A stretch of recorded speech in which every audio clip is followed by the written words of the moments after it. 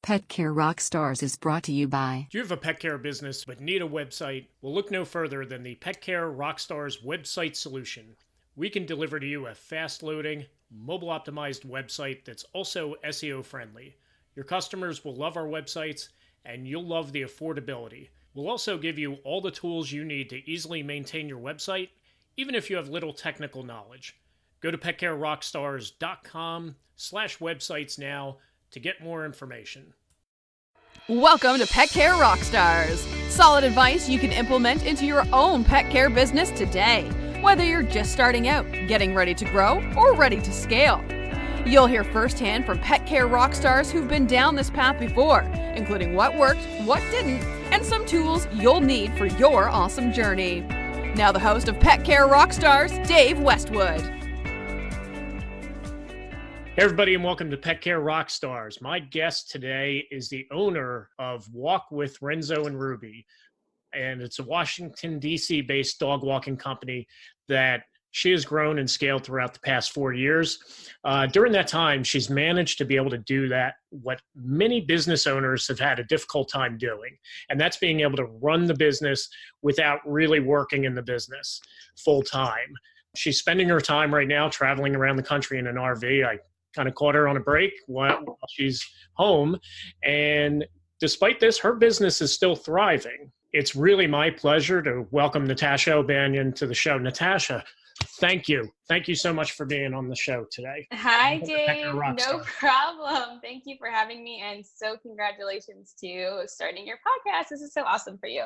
Yeah, no, I appreciate it. I know you and I have had quite a few conversations about it, and it's kind of great to get off the ground. And you were definitely one of the people that I wanted to get on the show. So, because I think you have a super story, and I could pretty just go through it, but why don't we hear from you? Tell us a little bit about yourself and how you ended up in this crazy world of dog walking. Okay. It is a crazy world. So I actually come from the automotive industry. So my background is finance, accessories, administrative service, and HR. So I started in the car business when I was about 15 years old, still full-blown millennial. And luckily in the automotive industry, there's like no discrimination as far as like moving up. So if you want to do it and you show interest in doing something, they'll train you. They'll cross-train you, they'll put you in a new department. So I luckily got a lot of information and training and experience from being in the automotive industry as far as sales, marketing, customer service, admin, HR. So I was actually pretty lucky, I would say, coming into the pet world, kind of having that experience already. So that did help me a lot, kind of get the footprint in. After my 13 years in automotive, I ended up being a finance manager. And they always say, you know, look around in the room and see whose job you want next. And if you don't see anyone's job you want next, it's probably time to go. So that was kind of my awakening to say, you know what, I should probably start doing something else. So I went into my boss's office. I was like, listen, next week is going to be my last week. And he's like, wait, what? He's like, we love it here. You love with us, right? I'm like, I do. You guys are wonderful. But you know what? I just feel it in my heart, my gut, that my time is up. I got to do something else. I don't know what it is. I don't know what I'm doing, but I just know in my faith base that my time is up. So I end up taking a sabbatical. I'm from Washington, D.C. At that time, it was like cold winter. So I was already going through like, oh God, I don't want to be here. Snow. So I literally gave away everything in my apartment. I packed up my 2 dogs, Renzo and Ruby, and my pug and my Frenchie. And we drove down to Miami Beach and we had an awesome time. Like that was that reset button that I needed to just breathe and hang out and recollect and think. And it was awesome. And I was loving my life. I was like, you know what? This is the gig right here. What can I do to keep me doing this? So I just kind of sat down, and a lot of mentors I've had in the past, they say, you know what, the happiest person just is honest with themselves and says, you know, what is it that you like to do? You know, what is it that brings you joy and fulfillment? And just hanging out with my dogs was like my first thing. I was like, well, with Renzo and Ruby, we live in a pretty good life here. Let's just keep this going. So I decided that I was going to start a dog walking business. Now, I've already had dog walkers of my own. So previously, I was already a client. Working in the automotive industry, I needed someone to take care of my babies. So I hired walkers. I was familiar with how they operated, how they worked. I was familiar with the pieces that I liked in the service, and I was familiar with pieces that I didn't like in the service. So it kind of gave me like a little blueprint to decide like how I wanted to lay this all out. So I ended up coming back to Washington, D.C. after about 5 months. I knew that I wanted to start it in my hometown. I knew the market was right here. So I always tell people, anytime you start a business, for sure, like research your market, research where you are to make sure, it's going to be successful. So DC was the spot. So yeah, I came back and start hitting the pavement on it. I researched, went out in my area. I had lived in luxury communities, while I was working. So that was like my first game plan to kind of go to that community, because that's where I was, right? I was the client. So I basically went back after myself.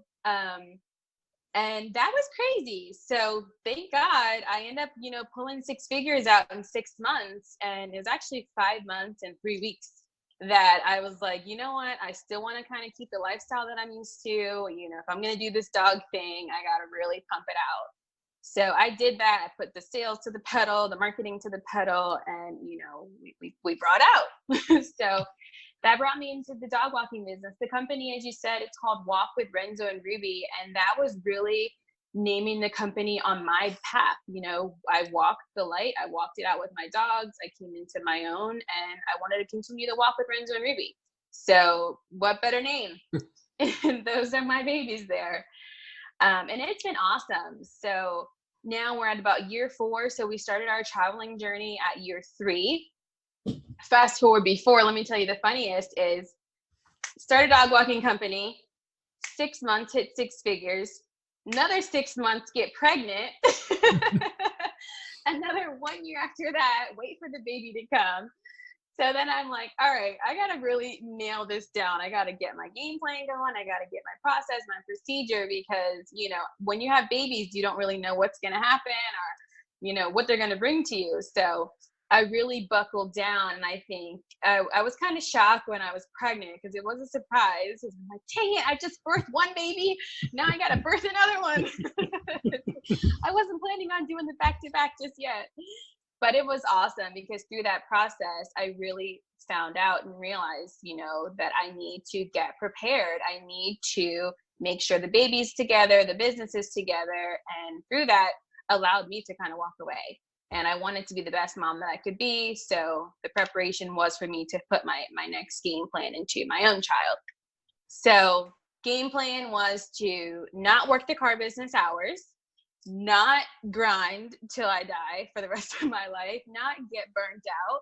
So for me, how I managed the company, how I managed my clients was fairly easy, because I knew where I was in the automotive industry. And I knew where I didn't want to go again in my next business. So burnout was not going to happen over here. Hiring somebody immediately was my first game plan. Like, I need a team, I need a staff. And crazily, I knew a bunch of bartender friends that I, grew up with in my area. So I'm like, listen, you guys, do bar back, you do bottle service in the afternoon. But what are you doing in the day? And they're like, we're not doing anything. And I said, boom, first employees are going to be my own people.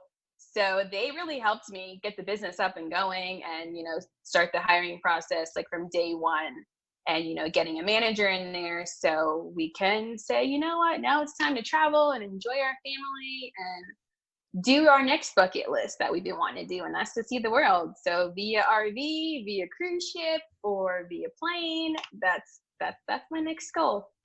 There you go. I don't need you pretty much just answered every question I have. So.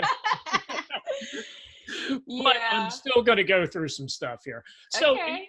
When you're starting your business, and that's the one thing I did want to talk to you about, most people that start a pet sitting business, or really any business, they're fully working in it. They're doing that grind that you said, hey, I don't want to do this. I don't want to burn myself out. I've been there, done that. Especially when it's like, okay, I'm trying to make money here and, put a roof over my head and, feed my kid and, all that. There's obviously that urge to say, well, hey, if I'm paying a sitter, then I'm losing half my money, right? So Mm-hmm. what was your strategy and why didn't you go that route? That I think a lot of people fall into that trap. Yeah. So I think we did have like a nice healthy balance. So when we first started, we did day dog walking, and then we also did sleepovers. And so our sleepovers were a huge hit because naturally we already had the relationship with the client. We walk your dog all day, every day. When you go out of town, why not keep it going? So we end up hosting majority of the sleepovers, my husband and I. So although we could outsource our dog walking, no problem, we could still live happily off of our sleepovers. And when you are in a dense city and the clients are referral based and they're referring you to the next person, in DC it's a very transit city, so most people who live here are not from here. So sleepovers were popping for us. So a lot of our income I was able to house just by hosting the sleepovers. Now, starting off in my first 6 months, I was still doing dog walking, no problem. Even until I got pregnant, I was still walking until about 8 months into the pregnancy.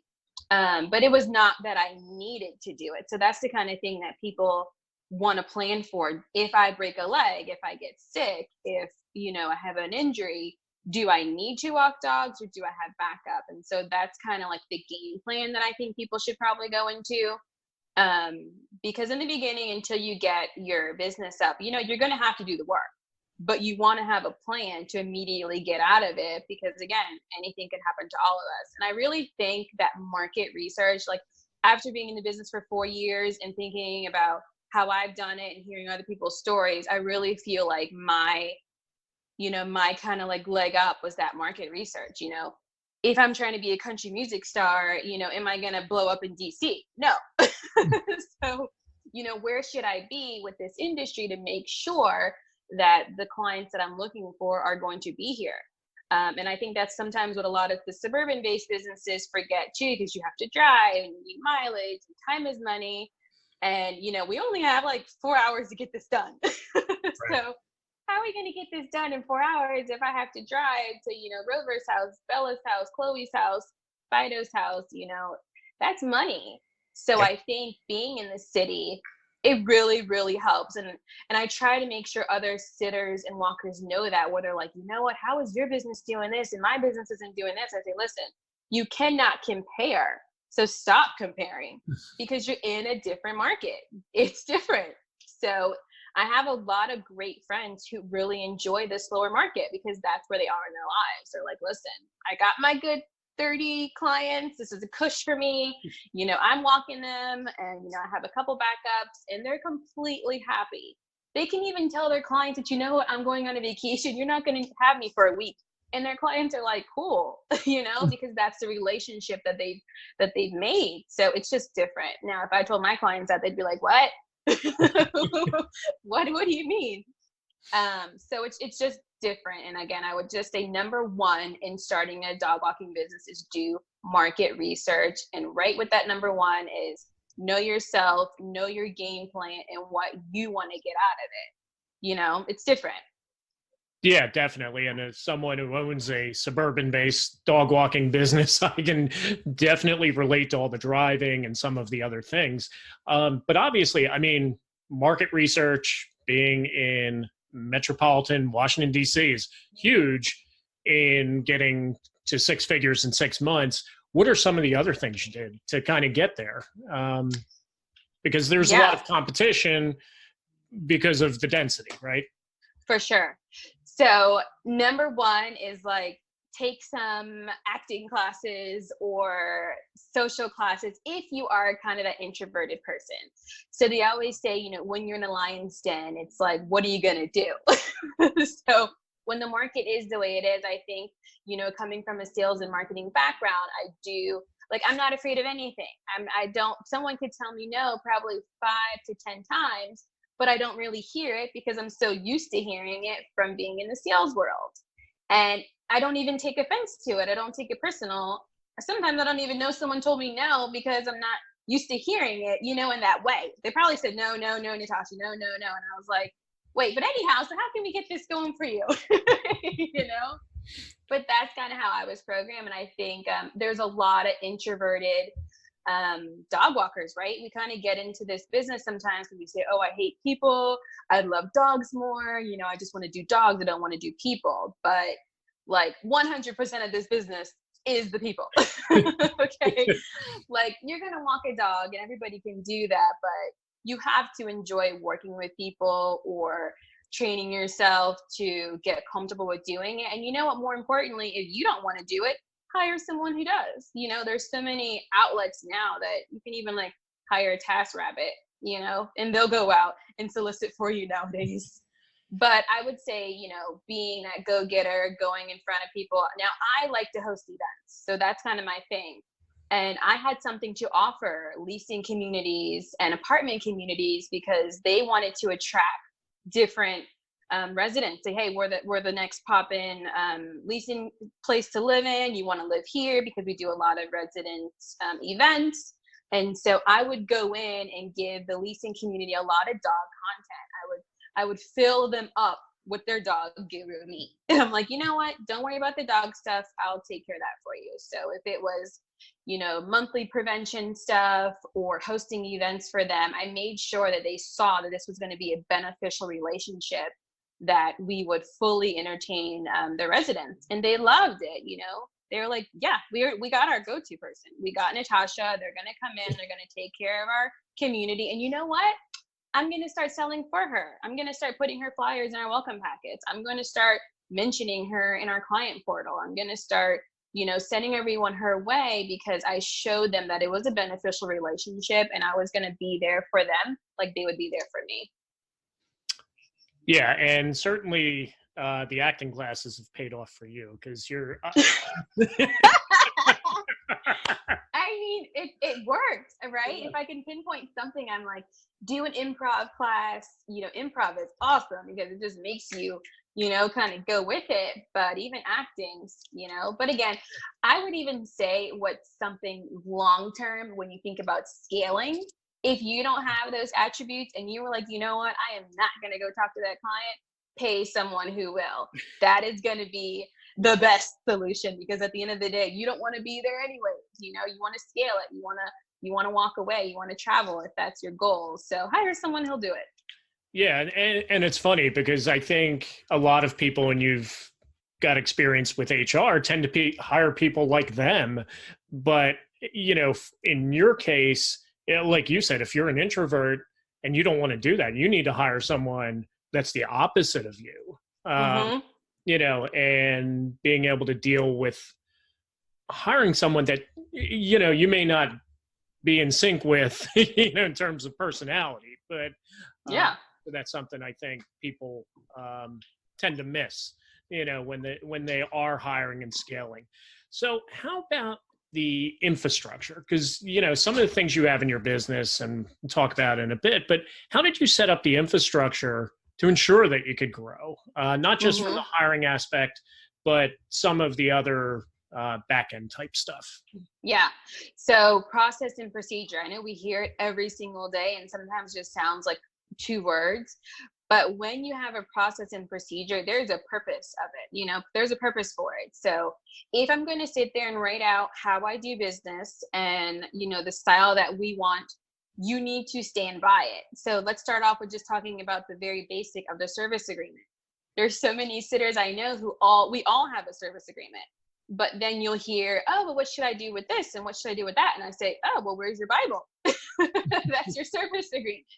You want to make sure you outline your service agreement to exactly how you would do something. So we all can read, right? If I went to just open up a service agreement and I'm like, what should I do in this situation? What should I do if this happens? I'm going to open up my service agreement, and that is going to be your outline of how you do business. So basically get the service agreement design how you want to, have a lawyer check it out and make sure it's legal if you're not familiar with how to write contracts or how to read contracts.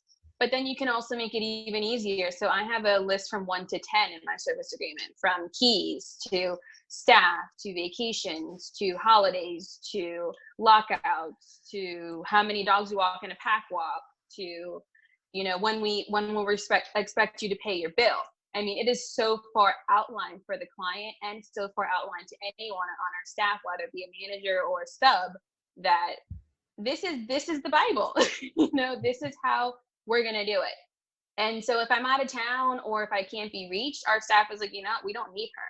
Because why? We know where to go. We know that our service agreement is going to outline exactly what she'd want and exactly what we promised the client, right? That's what they signed, and that's what you're going to stand by. So if you're going to write out a service agreement, please stick with your service agreement.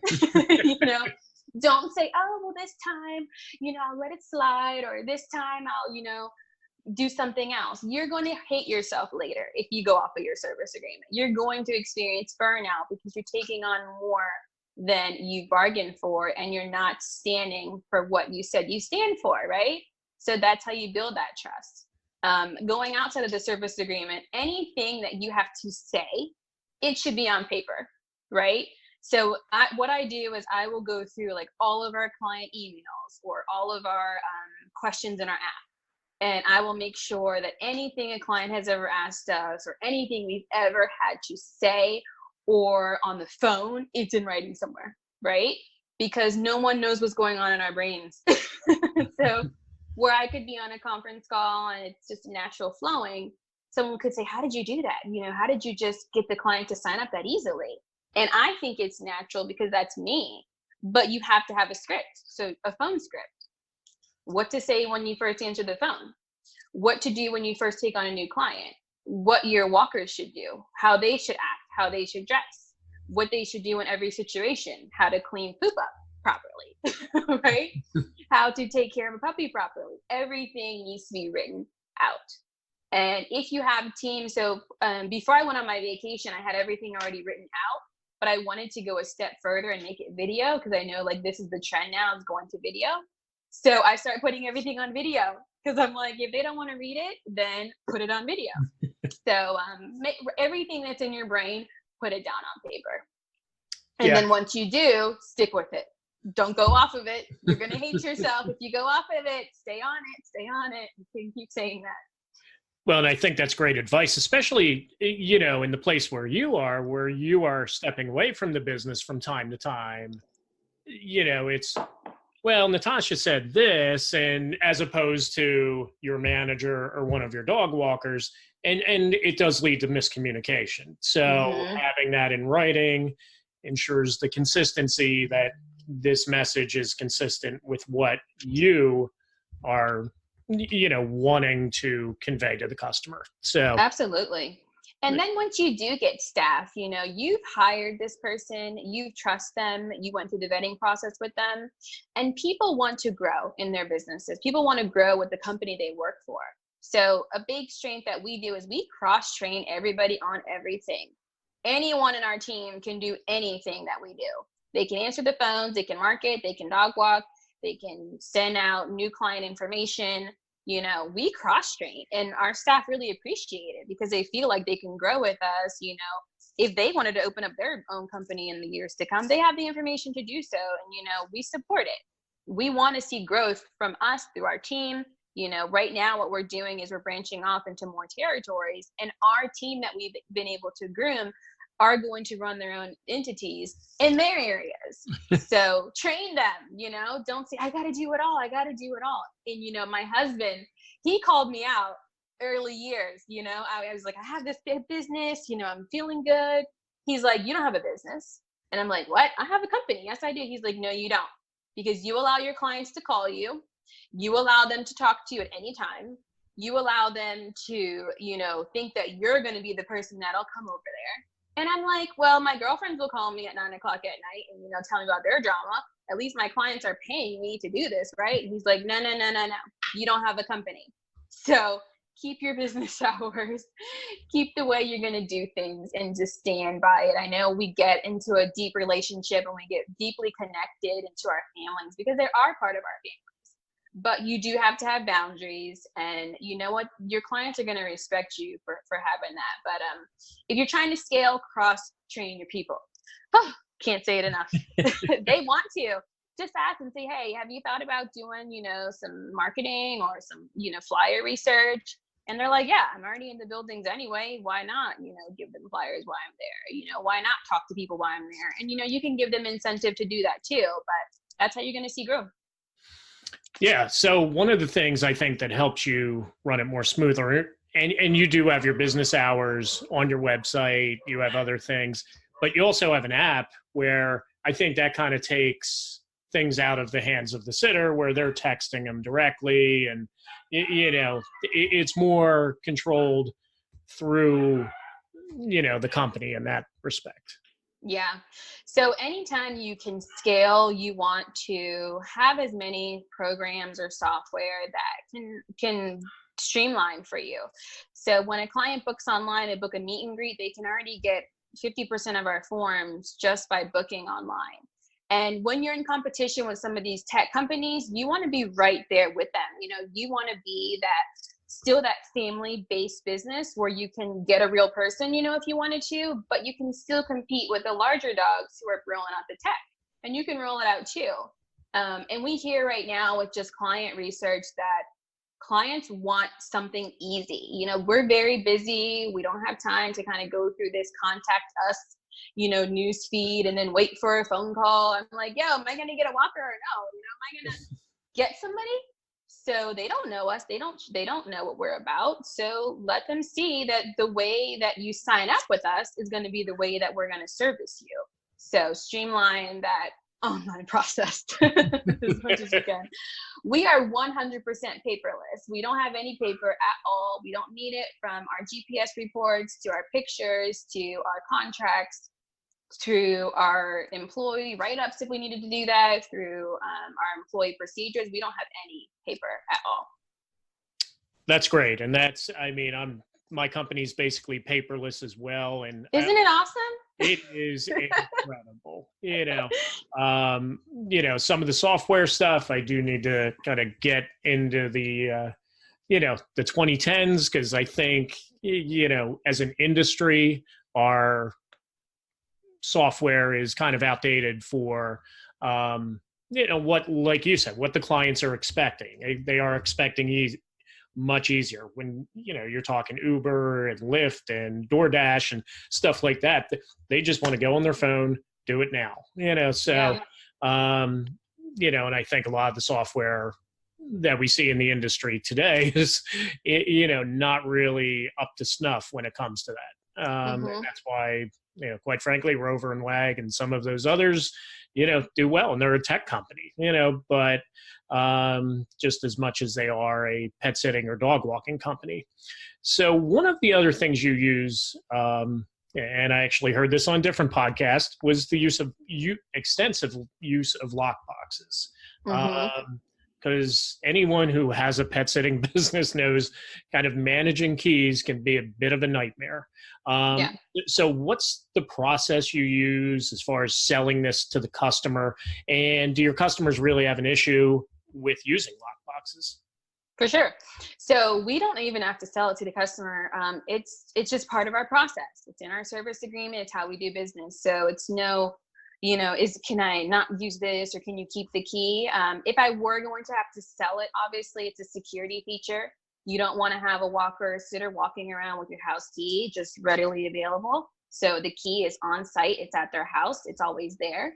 If we have a snowstorm or a rainstorm, or a walker gets a flat tire, there's no downtime. We can continue the promise that we set out in our time window, that someone's going to arrive on time, and we don't have to go through key swapping and where are you? How can I get this key? You just say, you know what? I switched it on the app, go onto the house, the key is there. And it's awesome. Having that key system is like, in my brain, I'm like, how can I have as very little process as possible? Like, how can we have as, when walkers are thinking about what to do, and the key is just one of those extra pieces that is very unnecessary. The lockbox is amazing. The max cost is $13. I know a bunch of sitters will make the client pay for it, and the client's even happy to do that too. They know they live in a house. They're like, yeah, put a lockbox out there. My cleaning lady can use it. If the kids come home after school, they get locked out. We have a box there. Our walker can use it. So different sitters will, have the client pay for it and just have the key on site. It's really that simple.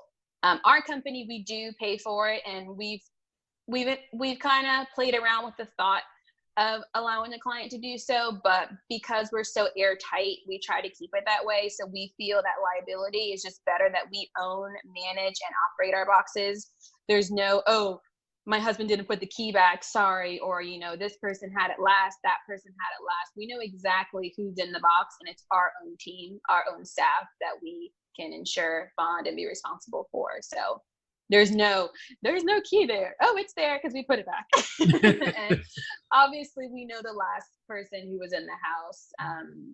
And we do in our service agreement, if the dog's not on site, if we can't get keys, for any reason that we cannot get to the client, we do charge them for not being able to get to them. So the key would be one of those reasons. So why would I put in place something as easy as the owner could fight with me saying, no, you guys didn't return the key? And I'm like, no, you didn't return the key.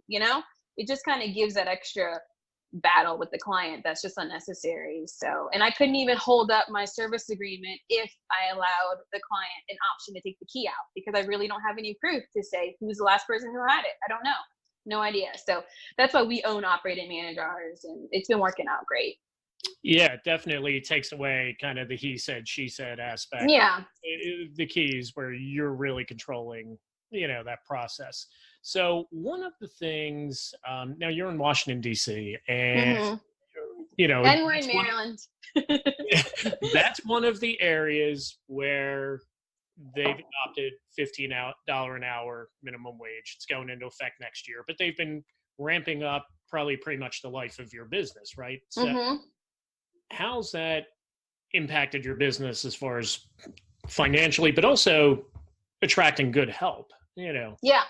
So we've never had that issue. I strongly believe in paying properly and allowing people to provide, living. So we do pay living wage in our area for our company, because your staff is your bread and butter. For me, even before the client, my team is my first priority. So making sure that they are healthy and they can pay their bills and they're comfortable, we always paid above the 15 minimum wage. Because we are in the city and we do a heavily pack walks, we are able to still see the profit margins between paying hourly wages as we pay. So our highest sitter right now could be making up to $18 an hour. And we are still compensated because that walker could be also walking 3 dogs at a time. So they're living comfortably, but we're still able to operate and pay business costs and operating expenses and anything else we need.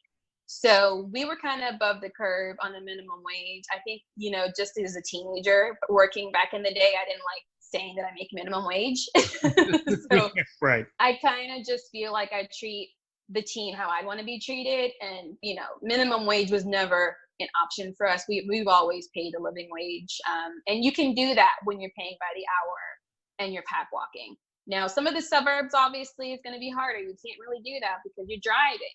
So you do want to, look at your percentages of what you're willing to, pay your staff versus pay to operate. So it's a little different in that way, the pay per dog system or the pay per hour system. Gotcha. Yeah. And, you kind of touched on it as far as treating people right and paying them well. But what are some of your other secrets to getting good dog walkers that will stay with you and do a good job? Honesty. Be honest. Our walkers are all full-time. They work typically 10 to 4 every day. But someone who's looking to make 8 hours a day, this would not be the place for them because our team is working typically 6. So in your hiring ad, you want to be very transparent. You're going to be outside in rain. You're going to be outside in hail. You're going to be out there doing all kinds of stuff. So in your hiring ad, you want to be very clear on what you're looking for. Even us, I hate when people call out. So I'm like, we need someone who is willing to go to bat for our dogs. And it kind of says that in a hiring ad, right? We need someone willing to go to bat for our dogs through sleet, hail, snow, and on sick days. So obviously we have employees. So everyone's entitled to their sick days, but the dog still has to go out. And people solicit to veterans or stay-at-home moms, college kids, people who are supplementing income. There's a huge entrepreneur market out here now, so we have a lot of photographers and freelance workers who are doing other things, but they're saying, yeah, I got an extra 4 hours in the day, I got an extra 6 hours in the day. So put your hiring ad as honest as you can possibly make it, if not even more transparent, so people know exactly what they're getting into. Also in our hiring process, I make them write a paragraph about their love notes. So I want to see, can you love a dog, and talk about it after, because we know that we can get all these people who are dog lovers all day, but they tend to leave out some details. So you want to make sure, I say in one of our hiring questions is, you just walked Fido the pug for 30 minutes. Please give us a 4-sentence paragraph on how the walk went. And if someone responds back, well, great walk. Well, you know what? Natasha's a little bit type A and she likes a lot of details. So that might not be the person, right? But I sometimes get people who take pride in their hiring and their resumes, and they'll send us back a long list of the details. And I'm like, you know what? That'd probably be a good fit. And so we won't ride their coattail and they don't ride ours because we found our fit. And that's just a small detail of your hiring process. Don't take any of those things for granted, because you're going to train them and you're going to invest time in them. So you want to make sure it's right. And you can ask those pre-questions to kind of, filter it out. And, even on our first day of hire, we don't go sit down at a coffee shop. We do not go to an office. This is a dog walking job. Hey, meet me out in the field. Come to one of our luxury buildings and meet us in the lobby, and we'll take you out for a dog walk with us. You're not going to go in the client's house. You're just going to meet us in the lobby and we'll walk together. And I want to see how you act. I want to see your demeanor. Is this something you'd want to do? So I tell them, come out with us. We'll give you a quick glimpse of what it looks like. And if it works out and you like what you see, we'll go from there. So you're giving them that equal interview respect. I think that is a great tip for anybody that's hiring dog walkers. It's a working interview in essence. So I love that idea. So one of the things, and you've mentioned, hey, we're 10 to 4. You made the business decision this year to drop your overnights, drop your cat sitting, drop your pet sitting, and really focus solely on dog walking.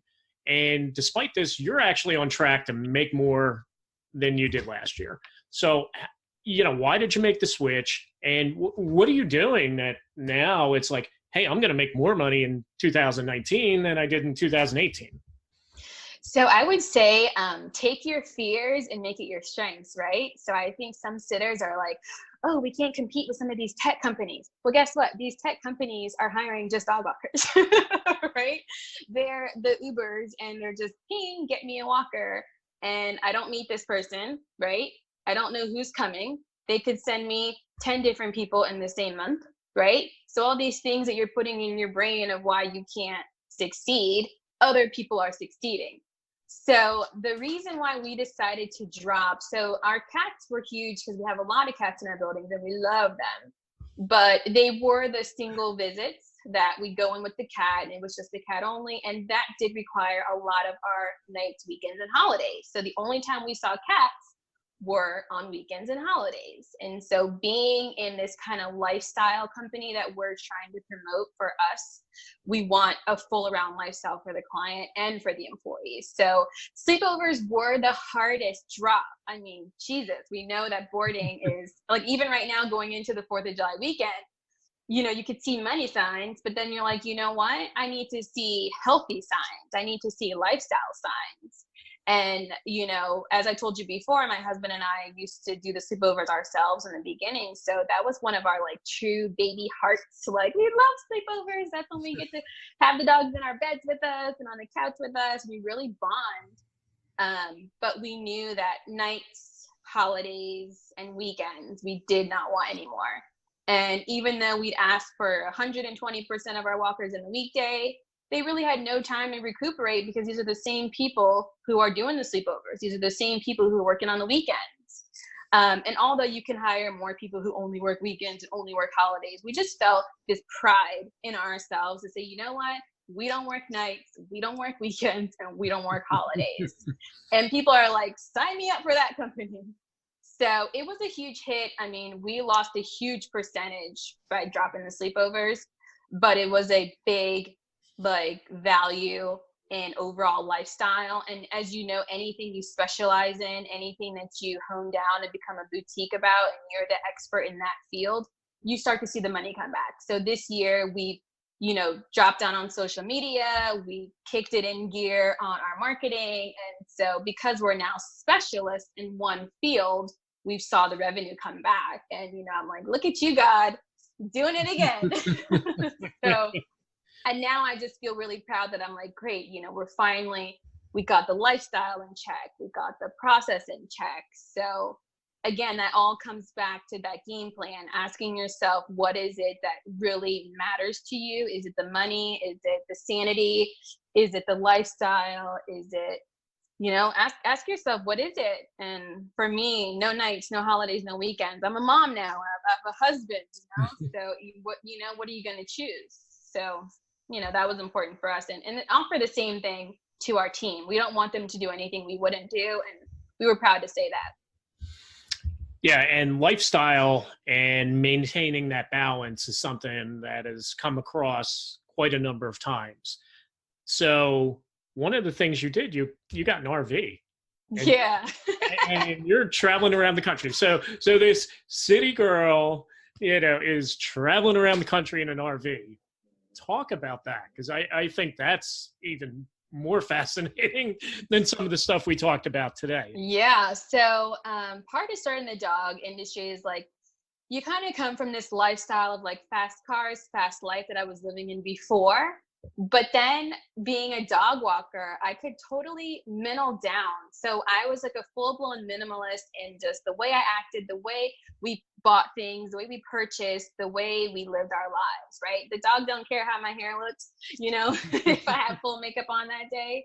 So I really was rocking leggings all day. So our life really turned around to experiences. We no longer had to purchase possessions to hold that status that we used to live in. So doing the dog walking also allowed us to become minimalists. And part of being a minimalist for us is we wanted to experience things with our family. And the goal for us was to travel the world. So we were like, this year, 2019, we want to travel. We want to, make memories together. If I drop dead today or tomorrow, I want my daughter to see these videos of all the things that we did together. So we left late November last year. We went to Cartagena, Colombia, and we started there. We went to Dominican Republic, and then we came home for the holidays. I have a stepdaughter too. We came home for the holidays for her, and I just was on Instagram, and I start seeing all these hashtags for RV renovations. And I was like, I kind of was following the tiny house community for a while too. So I was like, this is kind of cool. We should just get an RV. And my husband's like, what? And I'm like, yeah, I want to go buy an RV. So I went on Craigslist. I found one for super cheap, maybe like $5,000, I think. And we renovated it. It was so fun. And we put our trip on hold for about 4 months to do a full renovation. But it was worth it. It brought me closer. My dad helped us. So I got to see my dad almost every single day, which is another plus because he was our handy guy. But we're still on the road. We're still doing international travel. We'll be in Europe for 3 weeks. My husband turns the big 40. So he wanted to do the Amsterdam, the Greece, the full Italy, Spain thing. And then we're going to be in Southeast Asia the end of this year to finalize our 2019 trips, because I've been wanting to see Thailand for a long time. So that'll be this year. And then we're going to just keep it going, taking around the world for the next part of 2020. So it's just awesome. Like that was my goal. I just wanted to be free. Remember, I was this girl like trapped in the car dealer all day, all night. I worked holidays, I worked weekends. When people were out at barbecues, I was waiting on someone to buy a car or to finish up their banking paperwork. And I just saw clearly what I didn't want to do in my next go around. So. Well, you mentioned 2020. That's not the only thing that I know you got going on for 2020. I kind of recall seeing a franchise 2020 hashtag. Yes. So what's going on? What's the future of Walk with Renzo and Ruby? So 2020, we are going to start franchising. So we're either going to do the franchise model, or we're going to just have a lot of, because right now our current staff run different entities. We're also in Maryland, and since Virginia is so close, we're moving over to Virginia next month. So right now we have our own employees operating those facilities, but we really want to give back. A lot of my old guys in the car dealership, they asked to be investors with us, and they asked, how can we get in? How can we help you? You live in the same journey that we're living. So we're pulling back to them and probably going to franchise and let them jump in and let them take different territories. I'd love to get over there to Philly where you are. Yeah, right. So, once there's you've plenty of dogs up here. So. I know, right? It's right. It's like we have over 300 walkers in our area. There's just enough for all of us. Absolutely. But once you kind of get your plan together and you got your systems, and the last thing to do is just keep expanding it, keep pushing it on. So that's what we're gonna do. If I can get back to Florida, that's in my sights. If I can move it through to Texas, where my stepdaughter is, that's in our sights too. So 2020 is gonna be all about expanding, and whoever wants to join the Walk with Renzo and Ruby team, give us a shout. Love to put you through. Absolutely. So, we will definitely put that in there. So, I mean, today has been filled with lots of great advice, but what other advice would you give to someone that's looking to grow their business without having to do all the work themselves? And yeah, you said earlier, but.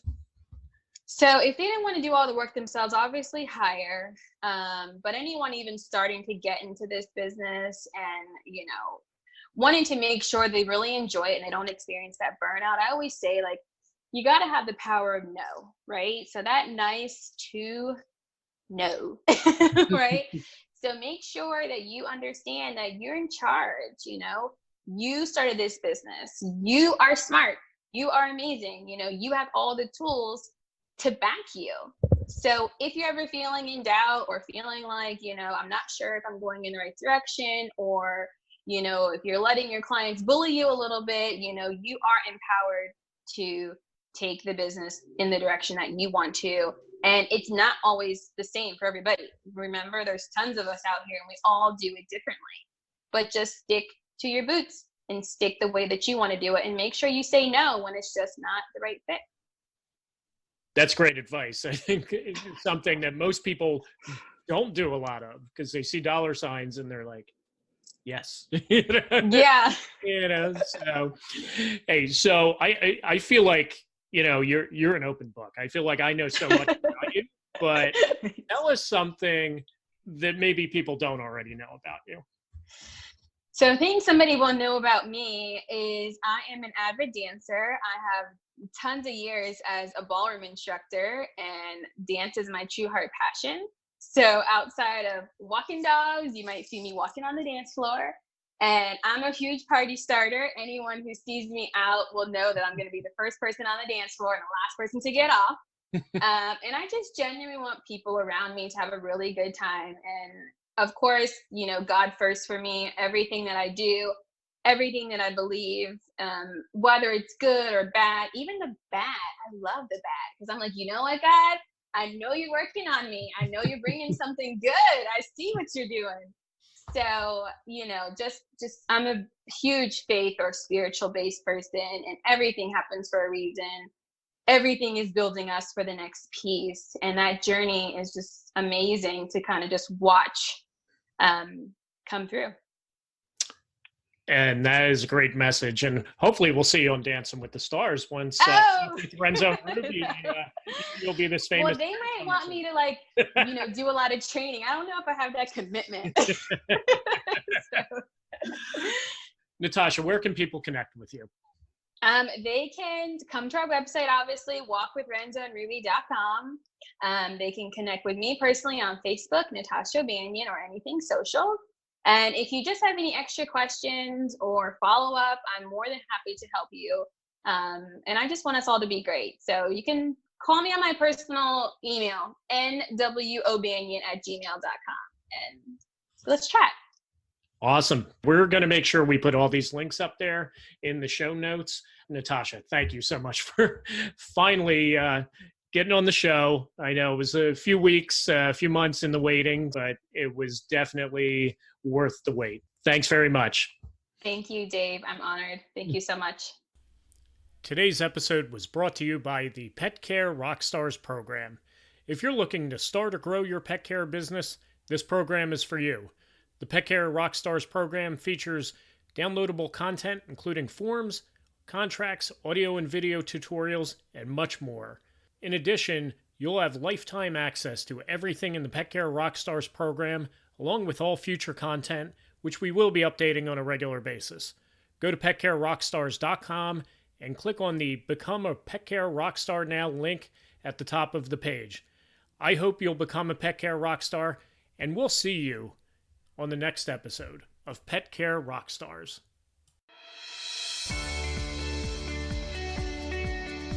This has been Pet Care Rockstars with Dave Westwood. Thanks for listening.